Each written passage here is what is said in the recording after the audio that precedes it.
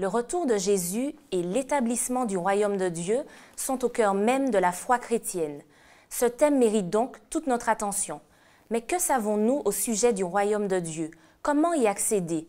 Avons-nous des indications sur la date du retour du Christ? Autant de questions auxquelles nous tenterons d'apporter des réponses aujourd'hui.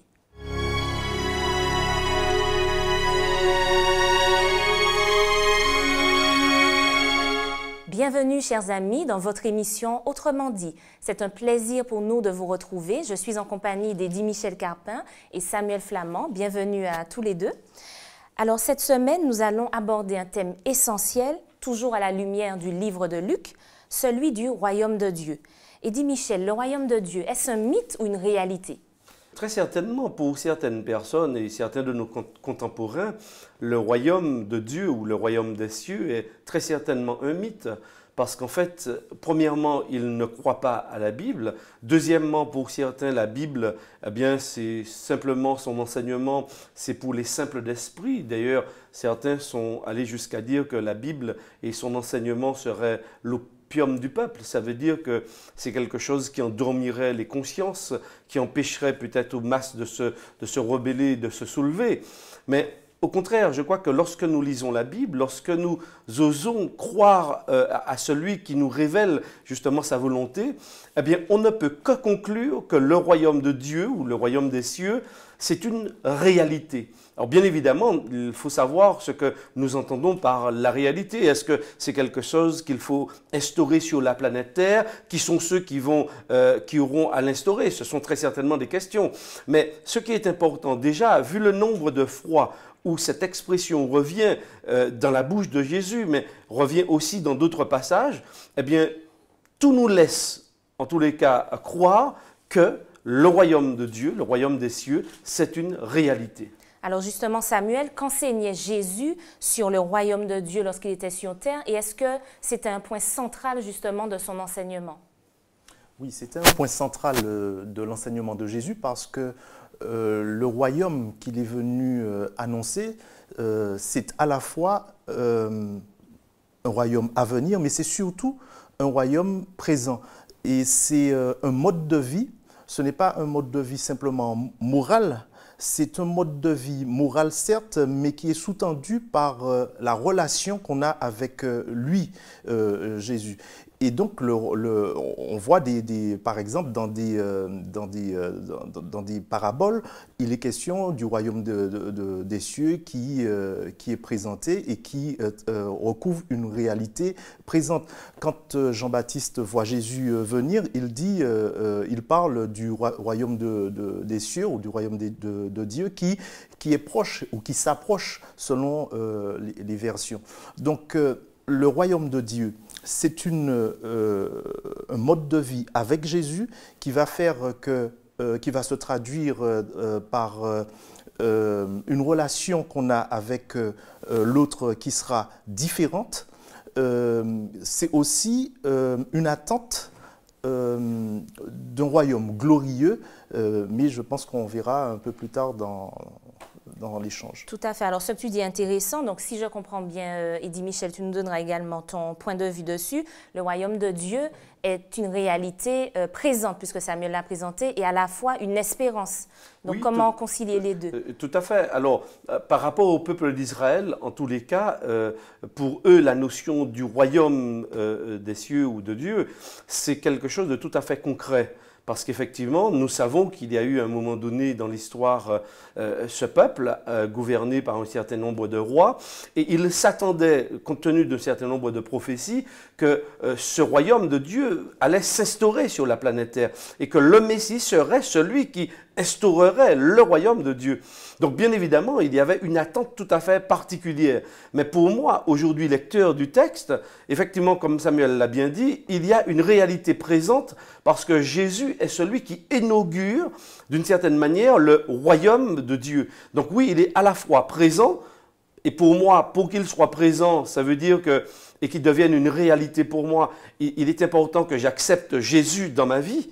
celui qui instaure le royaume, que je puisse l'accepter. Et à ce moment, il me place aussi dans la perspective d'un royaume à venir, puisque dans le Notre Père, il est aussi dit que ton règne vienne.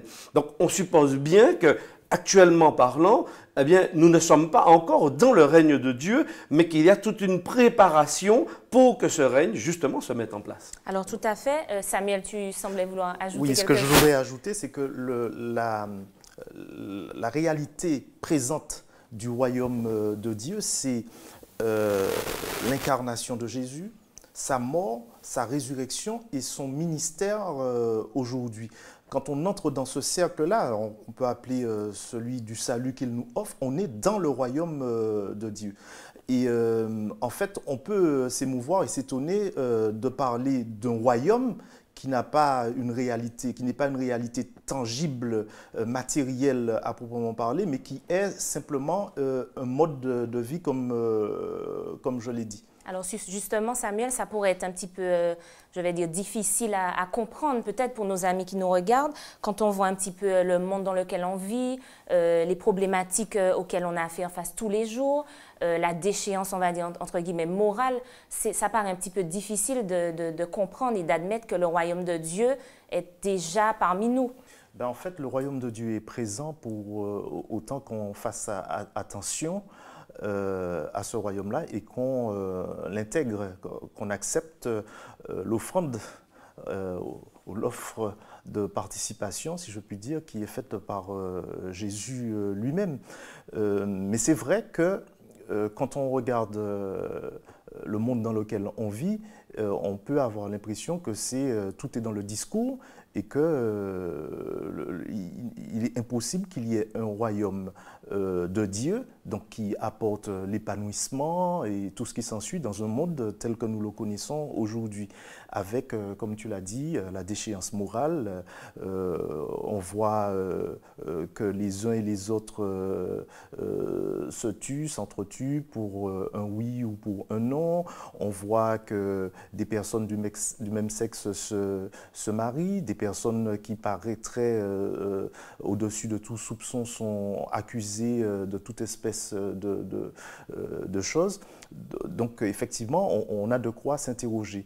Mais la réalité est que Dieu nous offre un espace qui est de rencontre, qui est celui du salut. Et dans ce cadre-là, dans ce cercle-là, on est dans le royaume qu'il nous offre. Et c'est un royaume qui n'est pas matériel, mais c'est un royaume qui existe. Et on peut dire que nous sommes sur terre aujourd'hui dans ce que, j'aime pas tellement cette expression, dans une période de probation, si je puis dire, et nous avons cette relation-là avec Jésus qui préfigure quelque chose de beaucoup plus glorieux, extraordinaire dans le royaume futur, le royaume glorieux, le royaume de gloire.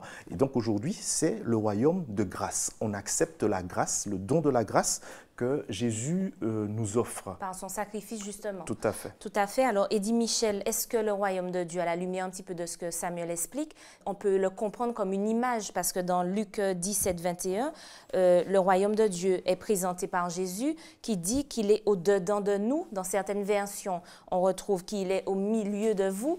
Alors, est-ce que ça ne peut pas être interprété un peu différemment que ce que Samuel vient d'expliquer? Alors, justement, dans le contexte, qu'est-ce que l'on observe d'ailleurs au verset 20? Les pharisiens demandent à Jésus, quand viendrait le royaume de Dieu? Il leur répondit, le royaume de Dieu ne vient pas de manière à frapper les regards. On ne dira point, il est ici ou il est là, car voici le royaume de Dieu est au milieu de vous. Ça veut dire, qu'est-ce que Jésus est en train de leur dire? Eux, ils attendent un royaume concret, avec des dirigeants, avec un roi, avec un palais peut-être, un espace juridique dans lequel ce pouvoir va s'exercer. Et Jésus est en train de leur dire, mais attendez, le royaume, il est déjà là. Le royaume, c'est moi. Et donc l'identification, Jésus s'identifie particulièrement au royaume. Ce qui nous permet de comprendre que, en fait, Jésus inaugure bien évidemment ce royaume parce que c'est lui qui nous permettra de changer littéralement de royaume. En effet, comprenons que le royaume du monde actuel, c'est un royaume qui est gouverné et géré par Satan. Et donc, quand Jésus vient pour mettre fin au royaume et au règne de Satan. Donc, visuellement parlant, on ne voit pas la fin encore du royaume de Satan, mais comme Samuel l'a si bien dit, c'est qu'à la mort et la résurrection de Jésus vont justement mettre un terme, pour nous croyants, lorsque nous lisons le texte biblique, eh bien, ça met un terme au règne de Satan. Et donc, c'est une première étape, si je comprends bien. Voilà. La venue de Jésus est une première étape à la victoire sur le péché. Tout à fait, dans la réalisation du projet global de Dieu. Et donc, par rapport au temps de probation dont a parlé Samuel, eh bien, aujourd'hui, nous avons à nous positionner pour savoir dans quel royaume est-ce que nous voulons vivre. Alors, et pour pouvoir vivre dans le royaume de Jésus, de Dieu, il faut que nous puissions l'accueillir. Et c'était ça le principal problème par rapport aux pharisiens, aux scribes, c'est qu'ils avaient tendance à rejeter Jésus. Et Jésus leur dit, vous attendez un royaume physique, mais il ne va pas se réaliser. Parce que si vous ne m'acceptez, ce royaume, vous ne pourrez jamais le voir. Parce que finalement, c'est lui et par sa venue que la suite allait arriver. Donc, s'il ne croyait pas en Jésus, oui, Samuel. Oui. Quelque chose, c'est que le royaume de Dieu était au milieu d'eux, incarné en la personne de Jésus. Et Jésus est en train de leur dire également quelque chose. Jésus est en train de leur parler de l'acceptation de sa personne dans leur cœur, quoi. Et c'est pour cela que dans d'autres versions, on a que le royaume de Dieu est au-dedans de vous. C'est-à-dire que si vous m'acceptez, si je suis dans vos cœurs, à ce moment-là, eh bien, le royaume, vous l'avez, il est déjà présent. Quels sont les critères pour pouvoir hériter d'une place dans ce royaume? Alors, c'est assez extraordinaire parce que c'est, en termes de critères, le seul critère que je vois, c'est celui d'accepter l'appel à entrer dans ce royaume. Alors, cela suppose effectivement que lorsqu'on accepte d'entrer dans ce royaume, on en accepte également un certain nombre de règles. C'est un package, on ne peut pas accepter le sacrifice et puis vivre exactement. Comme ça, si me on rappelle, ne l'avait pas fait. Ça me rappelle la parabole des conviés où il y a un des conviés qui arrive avec son propre vêtement et qui n'avait pas endossé l'habit de noces. Donc quand on entre dans le royaume, on doit venir avec, si je puis dire, l'habit de noces, accepter le package. Est-ce qu'il y avait des critères? Est-ce que tout le monde, nous tous ceux qui nous regardent, peuvent justement avoir cette espérance aussi? Tout le monde peut avoir cette espérance. Maintenant, tout le monde n'y rentrera pas. Dieu ne regarde pas à la richesse, il ne regarde pas à la position sociale des uns ou des autres, il ne regarde pas à ces choses-là pour déterminer qui doit faire partie de son royaume ou pas. Donc, qu'est-ce qui va faire la différence justement au moment du jugement, puisque tu dis que tout le monde ne pourra pas y rentrer, qu'est-ce qui va faire la différence? Eh bien, c'est le fait d'accepter Jésus, de lui donner justement cette souveraineté, puisque c'est un souverain, il est à la tête du royaume, de lui donner la souveraineté, de reconnaître plutôt sa souveraineté sur ce royaume-là. Et donc, comme nous sommes des êtres intelligents, comme nous sommes des êtres qui avons une volonté, eh bien, il s'agira pour nous de dire, non pas de manière toute bête, mais de manière intelligente, eh bien, comme il y a un souverain qui a une perspective tellement intéressante pour moi, qui est l'éternité, et qui même, eh bien, ma volonté, je la soumets à celle de ce souverain-là. Eddy Michel, puisque ce royaume est une réalité, on l'a vu à la fois présente et à venir, mais surtout présente, nous qui sommes là aujourd'hui, comment faire pour se préparer concrètement à rentrer dans ce royaume? Alors, il est très intéressant que tu puisses dire que c'est une réalité concrète. Oui, pour chaque croyant, c'est une réalité concrète parce qu'il est dans une relation avec Jésus. Et justement, lorsque je lis dans l'Évangile selon Matthieu chapitre 7, verset 21, il est dit, ce ne sont pas, et c'est Jésus qui parle ici, ce ne sont pas tous ceux qui disent Seigneur, Seigneur qui entreront dans le royaume. Donc il ne suffit pas simplement d'être devant Jésus, de se prosterner, de dire Seigneur, Seigneur. Il précise, ce sont ceux qui font la volonté de... Donc Samuel en a bien parlé. Reconnaître la souveraineté de Jésus, c'est primordial, en fait, pour pouvoir entrer dans ce royaume et vivre pleinement dans ce royaume. Autrement dit, le temps que nous passons sur terre, c'est un temps d'apprentissage pour que, justement, nous apprenions à nous soumettre et à reconnaître en fait la souveraineté de celui qui revient bientôt. Parce qu'effectivement, moi je crois, en lisant le texte biblique, que ce royaume va s'instaurer sur la planète Terre. Il n'aura pas de limite, bien évidemment, parce qu'il ne va pas se positionner simplement sur une portion de terre, mais le monde dans lequel nous vivons sera le royaume, justement, de Dieu, et tous ceux qui adhéreront eh bien, au projet de Jésus, qui accepteront Jésus dans leur vie et vont le reconnaître comme Seigneur et Sauveur, eh bien, pour moi, quand je lis le texte biblique, ce sont ceux qui vont entrer dans le royaume. Donc oui, il y a l'acceptation de Jésus, mais il y a aussi cet aspect, apprendre à reconnaître dans son quotidien la voix de Dieu, à reconnaître sa volonté, pour que cela exprime notre choix de vivre dans le royaume de Dieu. Alors, tu nous donnes envie, j'ai envie de dire, de voir ce royaume également. Mais Samuel, est-ce qu'on a des indications dans la Bible? Est-ce que Jésus, lorsqu'il était sur terre, nous a donné une date du retour du Christ, de son retour justement et de l'avènement de son Père, du royaume de Dieu? Est-ce qu'on a des signes dans la Bible? Qu'est-ce que tu peux nous dire dessus? Ben, en fait, Jésus ne donne pas de date précise de son retour. Par contre, il donne des indices. Et ces indices, c'est la décrépitude morale, la déchéance qui va prévaloir au temps de la fin. Et on voit que plus les choses avancent, plus on est étonné, on ne devrait pas l'être, de l'escalade dans la déchéance morale qu'il y a dans le monde d'aujourd'hui. Donc finalement, la déchéance morale donne du crédit, on peut dire, mais pas à la parole de Dieu. Oui, tout à fait. Puisque ça avait été annoncé. Tout à fait. Dans le même registre, on a les relations dans les familles. On voit qu'il a été annoncé que dans les derniers temps, les relations entre les parents et les enfants, les relations entre les maris et leurs femmes seraient ce qu'elles sont, enfin comme on en parle dans le texte biblique, c'est-à-dire que les relations deviendraient très difficiles, très conflictuelles. Et effectivement, c'est ce qu'on voit aujourd'hui.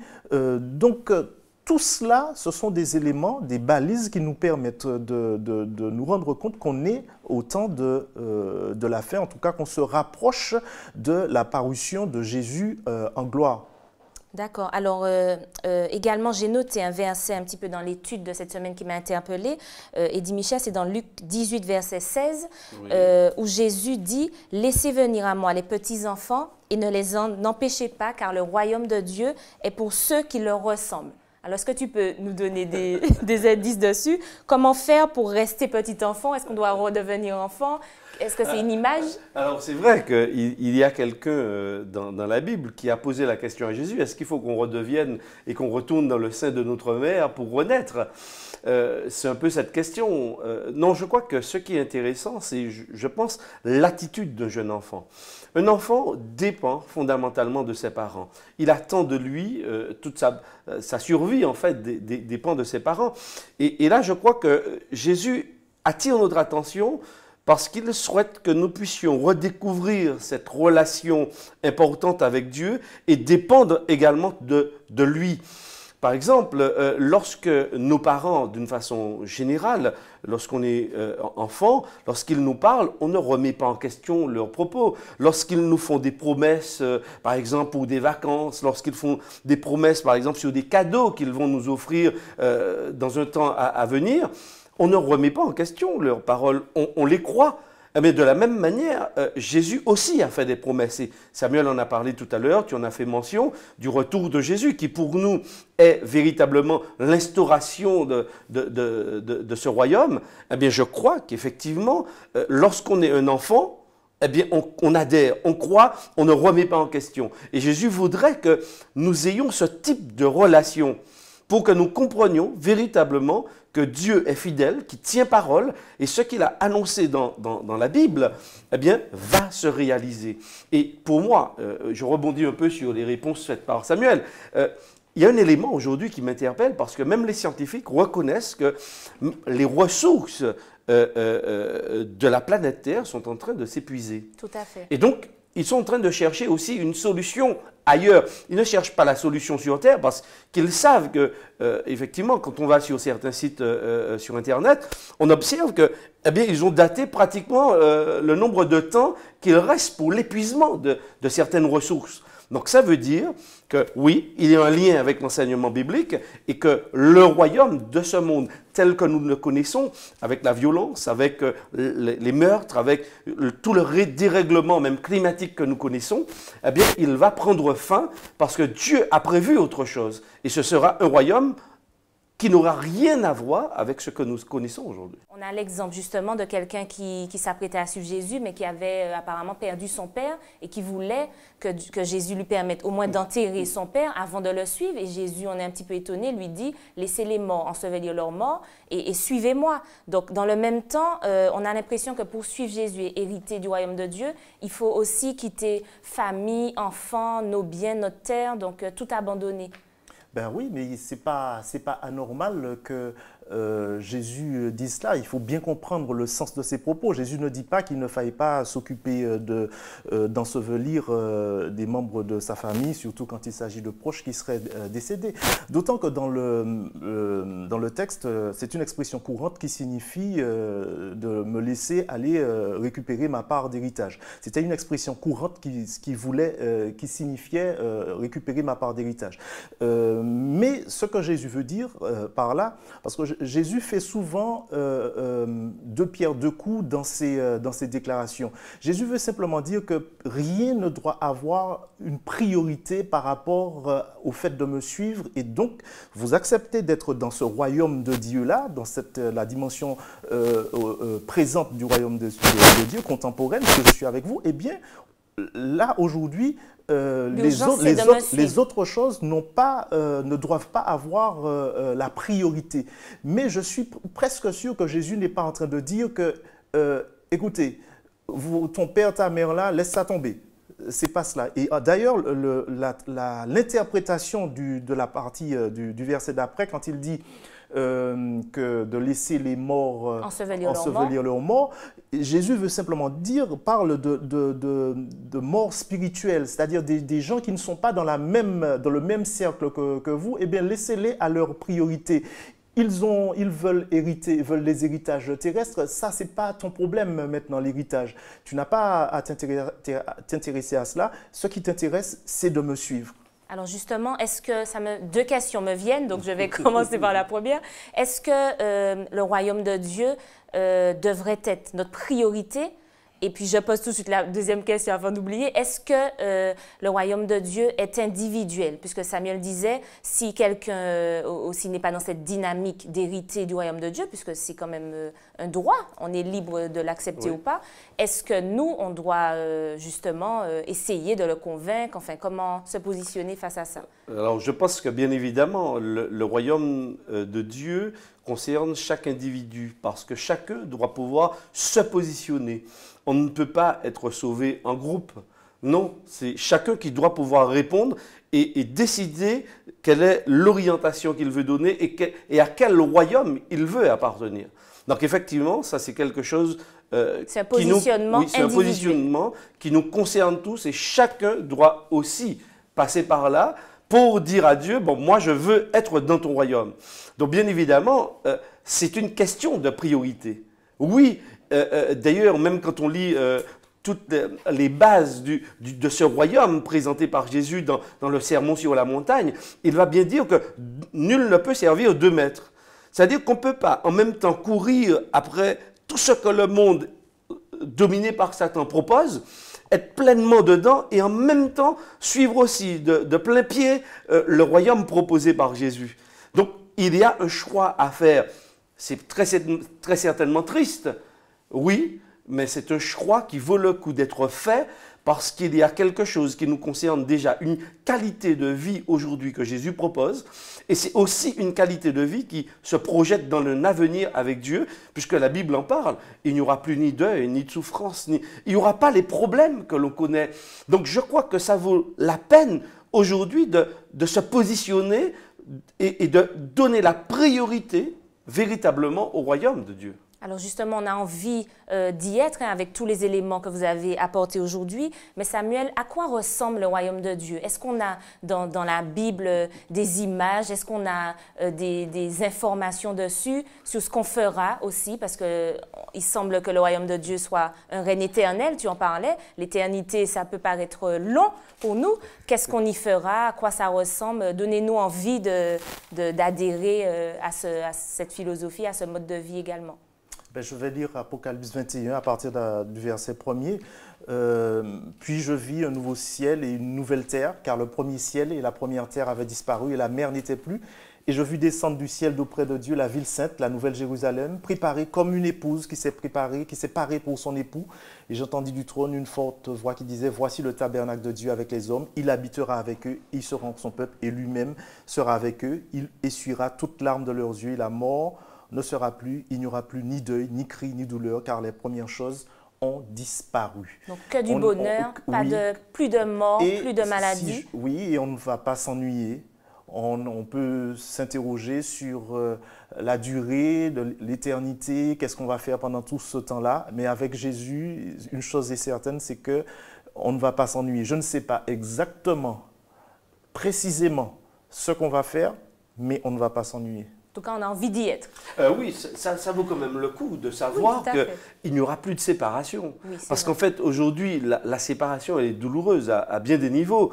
Et je pense que lorsque Jésus, avec l'apôtre Jean, lorsque sous sa plume, il va laisser ces éléments, c'est quand même pour nous redonner espoir, pour nous donner, comme tu le disais si bien, envie d'y être. Tout à fait. Donc je pense que oui, ne plus connaître la maladie, ne plus se préoccuper pour le lendemain, je pense que c'est une sérénité, c'est une paix, c'est une joie aussi.